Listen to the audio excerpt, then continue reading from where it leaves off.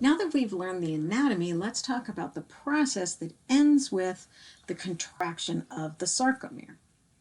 It starts with a motor neuron, of course, and those motor neurons originate in the spinal cord. In this diagram, we have two motor neurons, one red and one blue. And each motor neuron, you can see, as it reaches the muscle, branches into axon terminals that then end in synaptic knobs at muscle cells. And you can see that this red neuron controls these 4 muscle fibers, and the blue one controls these 2. Okay. If the red neuron fires an action potential, that action potential is going to go to all 4 of these muscle fibers. There's no way to send it to just one of them. So if there's an action potential in red, then all of these red muscle fibers will contract. So the red neuron and these red muscle fibers are a motor unit. So we have 2 motor units here. We have the red one and the blue one.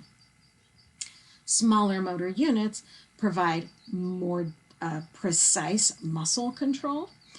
And if we use fewer motor units, we get weaker or smaller contractions of a muscle.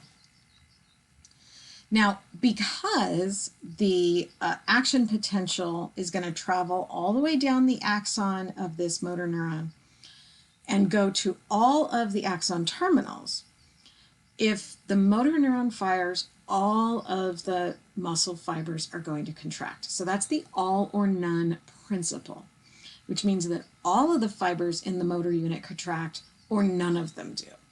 So if the neuron fires an action potential, then all of the muscle fibers are going to contract. If the neuron doesn't fire an action potential, then the fibers won't contract.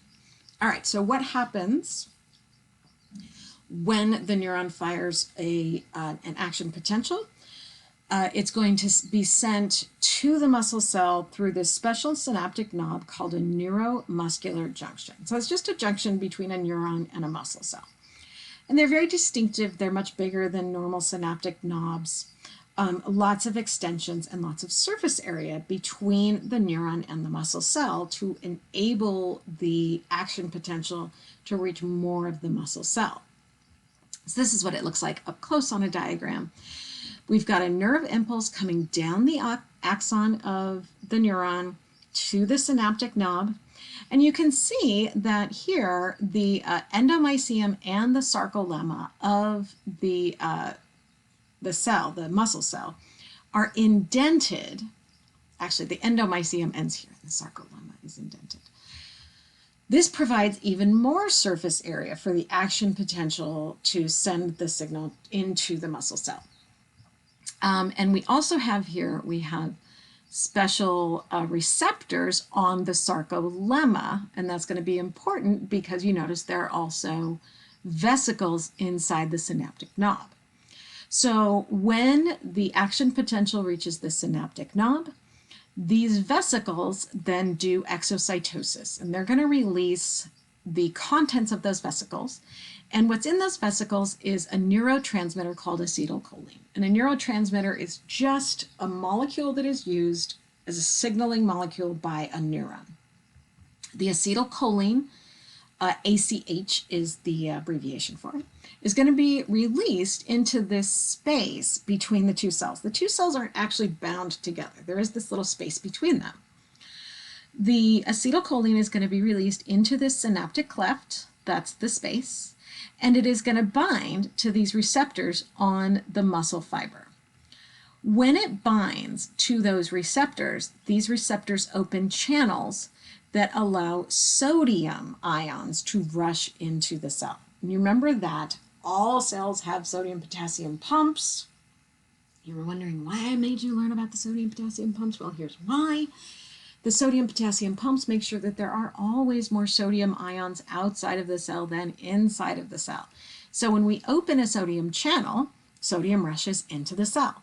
That changes the electrical charge inside the cell, creating an electrical signal and creating an action potential inside the muscle cell.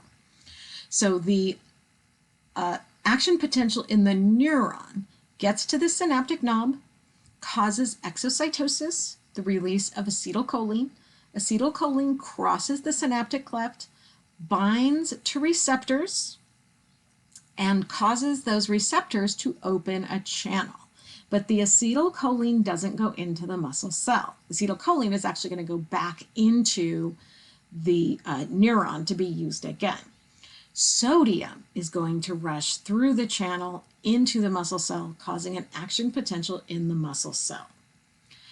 That action potential, that influx of sodium, is going to create a signal inside the muscle fiber to another group of tubes called the sarcoplasmic reticulum.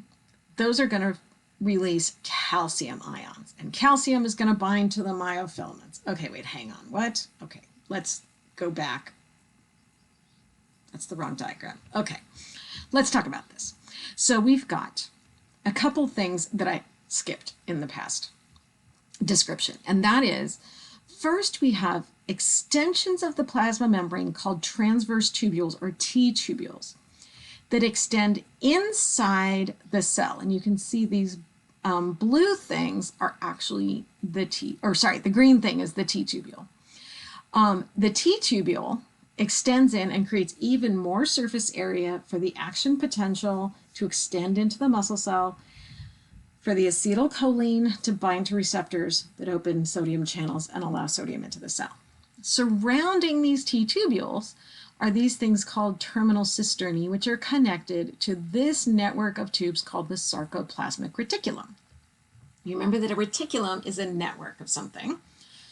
We had endoplasmic reticulum in all cells, right? This is a sarcoplasmic reticulum. So this is a plasma reticulum specific to muscle cells, and it is essentially pockets full of calcium ions. And calcium is going to be the signaling molecule that starts the actual muscle contraction, okay?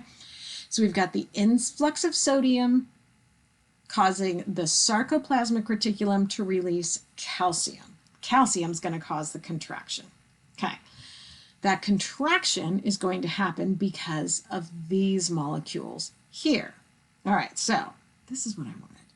So here's another diagram showing the sarcolemma with its extensions creating these little T-tubules, and then the T-tubules connected to this terminal cisternae here on either side, connected to the sarcoplasmic reticulum, which releases the calcium ions, okay? All right, so now that we got that, what happens? The calcium ions bind to a binding site on another molecule we haven't talked about yet called troponin. So this is a troponin molecule right here. It's a little bulbous protein molecule, and it has a binding site on the top that just happens to fit a calcium ion. The troponin is connected to another protein molecule, and when the troponin binds to calcium, it changes shape, because what happens when you bind something to a protein, it changes shape. So the troponin changes shape. When it changes shape, it moves, and that causes this strand called tropomyosin to move as well. So the movement of the troponin causes the tropomyosin to move. The tropomyosin had been hiding a binding site on the actin molecules. And that binding site is where myosin binds to actin. And remember, the way that the muscle is going to contract is by myosin binding to actin. So the myosin, once the tropomyosin has moved out of the way, myosin can bind to actin. So this happens. Coolest GIF ever, right? ATP is going to bind to the myosin head. The myosin head is going to bind to actin and form what we call a crossbridge. That crossbridge is just a connection between the myosin head and the actin. The myosin head then contracts, doing this little walk, and it pulls the myosin along the actin filament, pulling the actin filaments into the center of the sarcomere toward the M line. The ADP and the phosphate from the ATP then detach from the myosin head, and when another ATP attaches, the myosin head detaches from the actin, okay? And that causes the whole sarcomere to shorten. Now, here's the thing about muscle contractions. Muscles can only shorten with force. They can relax without force, but muscles only pull. They don't push. So how do you push? How do you do a push-up? Remember agonists and antagonists? You use the antagonist as the agonist in the opposite action. So all over the body, we're going to have muscles that work in opposition to each other in order to move structures in the body back and forth. So when you're pushing, actually just pulling an opposing muscle. That's how you push. Cool, right? Okay, so now let's go back to here. So now here's our axon terminal of our neuron. Here's our neuromuscular junction, the synaptic knob. You can see there's lots of mitochondria in here. There are little vesicles in here. They are going to, when there's an action potential here, these vesicles are going to do exocytosis and release acetylcholine into this synaptic cleft. The acetylcholine is going to cross the cleft and bind to receptors on the sarcolemma that open channels to allow sodium to rush into the muscle cell. That sodium is then going to travel to the sarcoplasmic reticulum here, which is then going to cause the sarcoplasmic reticulum to release calcium.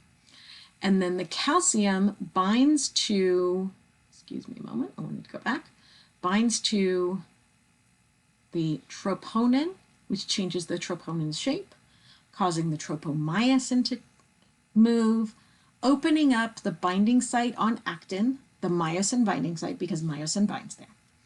Then the myosin head binds, ATP binds, the myosin head releases, and then it binds again. So you can see the little yellow thing is the calcium binding to the troponin changes shape, the tropomyosin moves out of the way, the myosin binding site on actin is exposed, the myosin binds, contracts, lets go, contracts again. The other thing that's cool is in order to release, the myosin has to be bound to a new ATP, which means that if it doesn't bind, you get muscle paralysis, which is what rigor mortis is. I know, who does think? Okay, so that's the end of that lecture. I'm going to leave this as another link so you can, which is going to summarize all of those things that I've talked about in this lecture.